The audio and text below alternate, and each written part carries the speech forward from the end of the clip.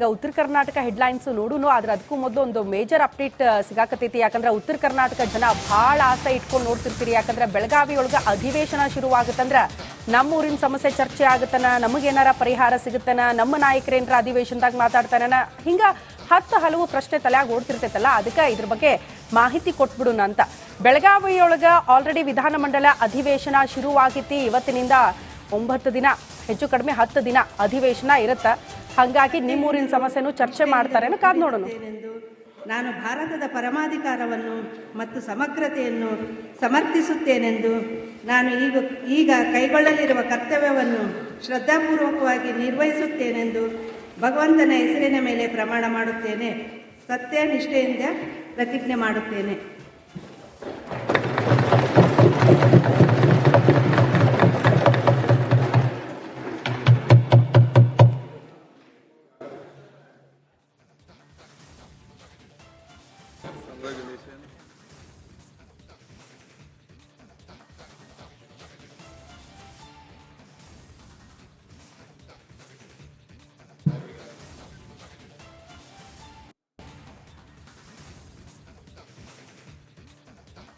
ಅಧಿವೇಶನ ಇವತ್ತಿನಿಂದ ಮೊದಲ ದಿನ ಪ್ರಾರಂಭ ಆಗಿರುವಂತಹ ದೃಶ್ಯ ನಾವು ಗಮನಿಸ್ತಾ ಇದ್ದೀರಿ.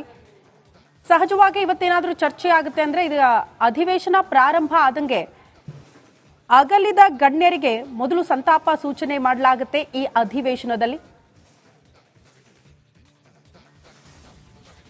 ನೋಡಿ, ನಾವು ಗಮನಿಸಬೇಕು, ಈಗ ಅಧಿವೇಶನ ಪ್ರಾರಂಭ ಆಗ್ತಾ ಇದ್ದಂತೆ 3 ಹೊಸ ಶಾಸಕರ ಆಗಮನ ಆಗಿದೆ ಅಧಿವೇಶನಕ್ಕೆ. ನಿಮಗೆಲ್ಲ ಗೊತ್ತು, ರಾಜ್ಯದಲ್ಲಿ 3 ಬೈ ಎಲೆಕ್ಷನ್ಗಳಾಯಿತು. ಹಾಗಾಗಿ ಅಲ್ಲಿ 3 ಜನ ಕೂಡ ಕಾಂಗ್ರೆಸ್ ಶಾಸಕರೇ ಆಯ್ಕೆ ಆಗಿದ್ದಾರೆ. ಅವರು ಮೊದಲ ಅಧಿವೇಶನ ಅಟೆಂಡ್ ಮಾಡ್ತಾ ಇರೋದ್ರಿಂದ ಮೊದಲು ಪ್ರಮಾಣ ವಚನ ಸ್ವೀಕಾರ ಆಗುತ್ತೆ ಶಾಸಕರಿಂದ ಅಧಿವೇಶನದಲ್ಲಿ. ಆ ಪ್ರೋಸೆಸ್ ಆಗ್ತಾ ಇರೋದನ್ನ ಗಮನಿಸ್ತಾ ಇದ್ದೀವಿ. ಯಾಕಂದ್ರೆ ತುಕಾರಾಂ ಅವರ ಪತ್ನಿ ಅನ್ನಪೂರ್ಣ ತುಕಾರಾಂ ಅವರು ಕೂಡ ಜಯಬೇರಿ ಬಾರಿಸಿರೋದ್ರಿಂದ ಸಂಡೂರಿನಿಂದ ಅವರು ಮೊದಲ ಹಂತವಾಗಿ ಪ್ರಮಾಣ ವಚನ ಸ್ವೀಕಾರ ಮಾಡ್ತಿದ್ದಾರೆ ಅಧಿವೇಶನದಲ್ಲಿ. ಅದಾದ ಬಳಿಕ ಈ ಕಡೆ ಚನ್ನಪಟ್ಟಣದ ಸಿಪಿ ಯೋಗೇಶ್ವರ್ ಅವರು 3 ಜನ ಅದಾರ್ರಿ ಹೊಸ ಶಾಸಕರು. ಅವ್ರನ್ನ ಬರ್ಮಾಡ್ಕೊಳ್ಬೇಕಲ್ಲ ಮೊದಲ, ಹಂಗಾಗಿ ಅವ್ರನ್ನ ಬರ್ಮಾಡ್ಕೊಳಕತ್ತಾರ. ಅದನ್ನ ಬಹಳ ಅಫಿಷಿಯಲ್ ಆಗಿ ನಾವು ಹೇಳ್ಬೇಕಂದ್ರ ಪ್ರಮಾಣ ವಚನ ಹೊಸ ಶಾಸಕರಿಂದ, ಹೊಸ ಜನಪ್ರತಿನಿಧಿಗಳಿಂದ.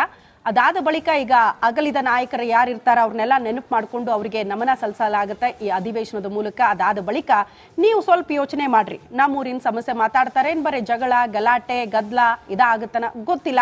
ಯಾಕಂದ್ರೆ ಪ್ರತಿ ಸಾರಿ ಕೋಟಿ ರೊಕ್ಕ ಹಾಕ್ತಾರ, ರೊಕ್ಕ ಎಲ್ಲ ವ್ಯರ್ಥ ಆಗುತ್ತೆ. ಯಾಕಂದ್ರೆ ಯಾವ ಸಮಸ್ಯೆನೂ ಅಲ್ಲಿ ಸರಿಯಾಗಿ ಚರ್ಚೆನೆ ಆಗಂಗಿಲ್ಲ. ಕೊನೆಗೆ ಏನಾದ್ರೂ ಪರಿಹಾರ ಸಿಗ್ತಾನ ನಮ್ಮ ಊರಿನ ಸಮಸ್ಯೆ ಬಗ್ಗೆ ಅಂದ್ರ ಶೂನ್ಯ ಅನ್ನುವಂತ ಉತ್ತರ ಸಿಗುತ್ತೆ. ಬಟ್ ಈ ಬಾರಿ ಹಂಗಾಗ್ಬಾರ್ದಂತ ನಾವು ಕೂಡ ದೇವ್ರ ಹತ್ರ ಬೇಡ್ಕೊಳ್ಳೋನಲ್ಲ, ನೀವು ಬೇಡ್ಕೊರ್ರಿ, ಚರ್ಚೆ ಆಗ್ಲಿ, ಪರಿಹಾರ ಸಿಗ್ಲಿ ಅಂತ.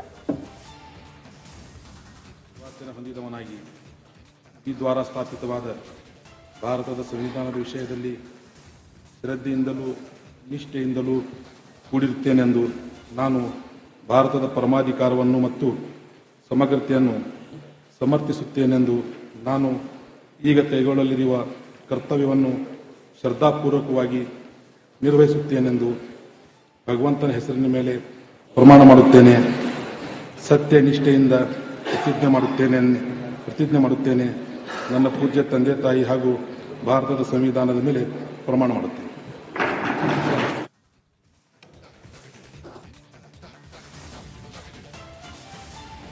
ಈಗ ಉತ್ತರ ಕರ್ನಾಟಕ ಹೆಡ್ಲೈನ್ಸ್ ನೋಡುನು ಆದ್ರೆ ಅದಕ್ಕೂ ಮೊದಲು ಒಂದು ಮೇಜರ್ ಅಪ್ಡೇಟ್ ಸಿಗಾಕತೈತಿ. ಯಾಕಂದ್ರೆ ಉತ್ತರ ಕರ್ನಾಟಕ ಜನ ಬಹಳ ಆಸೆ ಇಟ್ಕೊಂಡು ನೋಡ್ತಿರ್ತೀರಿ. ಯಾಕಂದ್ರೆ ಬೆಳಗಾವಿ ಒಳಗ ಅಧಿವೇಶನ ಶುರುವಾಗುತ್ತಂದ್ರ ನಮ್ಮ ಊರಿನ ಸಮಸ್ಯೆ ಚರ್ಚೆ ಆಗುತ್ತನ, ನಮಗೇನಾರ ಪರಿಹಾರ ಸಿಗುತ್ತನ, ನಮ್ಮ ನಾಯಕರೇನ್ರ ಅಧಿವೇಶನದಾಗ ಮಾತಾಡ್ತಾನ, ಹಿಂಗ ಹಲವು ಪ್ರಶ್ನೆ ತಲೆಯಾಗ ಓಡ್ತಿರ್ತೈತಲ್ಲ. ಅದಕ್ಕೆ ಇದ್ರ ಬಗ್ಗೆ ಮಾಹಿತಿ ಕೊಟ್ಬಿಡೋಣ ಅಂತ. ಬೆಳಗಾವಿಯೊಳಗ ಆಲ್ರೆಡಿ ವಿಧಾನಮಂಡಲ ಅಧಿವೇಶನ ಶುರುವಾಗಿತಿ. ಇವತ್ತಿನಿಂದ 9 ದಿನ, ಹೆಚ್ಚು ಕಡಿಮೆ 10 ದಿನ ಅಧಿವೇಶನ ಇರುತ್ತೆ. ಹಾಗಾಗಿ ನಿಮ್ಮೂರಿನ ಸಮಸ್ಯೆನೂ ಚರ್ಚೆ ಮಾಡ್ತಾರೆ, ಕಾದ್ ನೋಡೋಣ.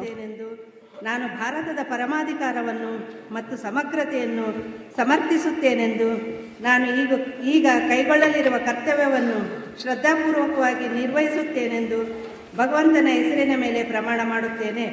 ಸತ್ಯನಿಷ್ಠೆಯಿಂದ ಪ್ರತಿಜ್ಞೆ ಮಾಡುತ್ತೇನೆ.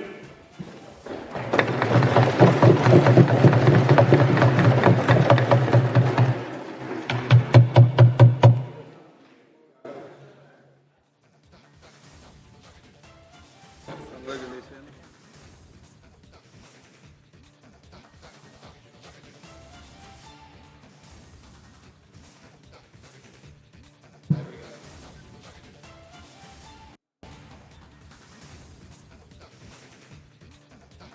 ಅಧಿವೇಶನ.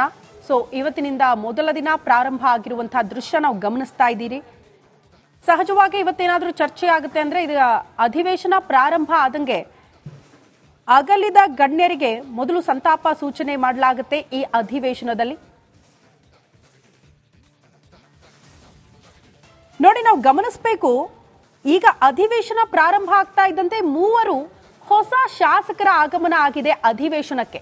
ನಿಮಗೆಲ್ಲ ಗೊತ್ತು, ರಾಜ್ಯದಲ್ಲಿ 3 ಬೈ ಎಲೆಕ್ಷನ್ಗಳಾಯ್ತು. ಹಾಗಾಗಿ ಅಲ್ಲಿ 3 ಜನ ಕೂಡ ಕಾಂಗ್ರೆಸ್ ಶಾಸಕರೇ ಆಯ್ಕೆ ಆಗಿದ್ದಾರೆ. ಅವರು ಮೊದಲ ಅಧಿವೇಶನ ಅಟೆಂಡ್ ಮಾಡ್ತಾ ಇರೋದ್ರಿಂದ ಮೊದಲು ಪ್ರಮಾಣ ವಚನ ಸ್ವೀಕಾರ ಆಗುತ್ತೆ ಶಾಸಕರಿಂದ ಅಧಿವೇಶನದಲ್ಲಿ. ಆ ಪ್ರೋಸೆಸ್ ಆಗ್ತಾ ಇರೋದನ್ನ ಗಮನಿಸ್ತಾ ಇದ್ದೀವಿ. ಯಾಕಂದ್ರೆ ತುಕಾರಾಂ ಅವರ ಪತ್ನಿ ಅನ್ನಪೂರ್ಣ ತುಕಾರಾಂ ಅವರು ಕೂಡ ಜಯಬೇರಿ ಬಾರಿಸಿರೋದ್ರಿಂದ ಸಂಡೂರಿನಿಂದ ಅವರು ಮೊದಲ ಹಂತವಾಗಿ ಪ್ರಮಾಣ ವಚನ ಸ್ವೀಕಾರ ಮಾಡ್ತಿದ್ದಾರೆ ಅಧಿವೇಶನದಲ್ಲಿ.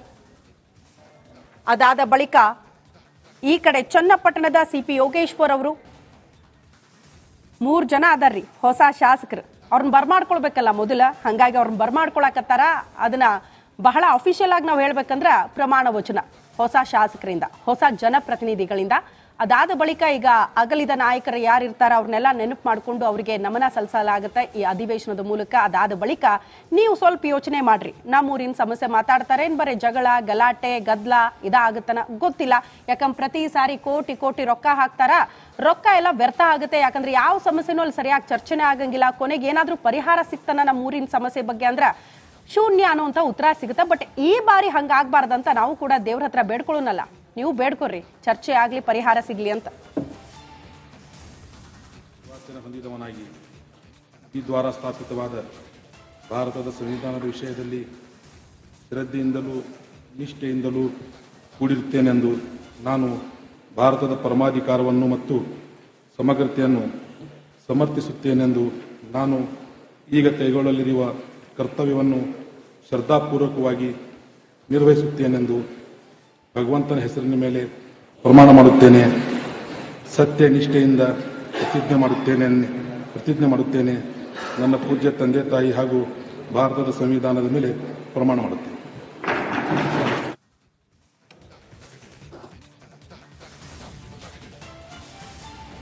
ಈಗ ಉತ್ತರ ಕರ್ನಾಟಕ ಹೆಡ್ಲೈನ್ಸ್ ನೋಡುನು, ಆದ್ರೆ ಅದಕ್ಕೂ ಮೊದಲು ಒಂದು ಮೇಜರ್ ಅಪ್ಡೇಟ್ ಸಿಗಾಕತೈತಿ. ಯಾಕಂದ್ರೆ ಉತ್ತರ ಕರ್ನಾಟಕ ಜನ ಬಹಳ ಆಸೆ ಇಟ್ಕೊಂಡು ನೋಡ್ತಿರ್ತೀರಿ. ಯಾಕಂದ್ರೆ ಬೆಳಗಾವಿ ಒಳಗ ಅಧಿವೇಶನ ಶುರುವಾಗುತ್ತಂದ್ರ ನಮ್ಮ ಊರಿನ ಸಮಸ್ಯೆ ಚರ್ಚೆ ಆಗುತ್ತನ, ನಮಗೇನಾರ ಪರಿಹಾರ ಸಿಗುತ್ತನ, ನಮ್ಮ ನಾಯಕರೇನ್ರ ಅಧಿವೇಶನದಾಗ ಮಾತಾಡ್ತಾನ, ಹಿಂಗ 10 ಹಲವು ಪ್ರಶ್ನೆ ತಲೆಯಾಗ ಓಡ್ತಿರ್ತೈತಲ್ಲ. ಅದಕ್ಕೆ ಇದ್ರ ಬಗ್ಗೆ ಮಾಹಿತಿ ಕೊಟ್ಬಿಡೋಣ ಅಂತ.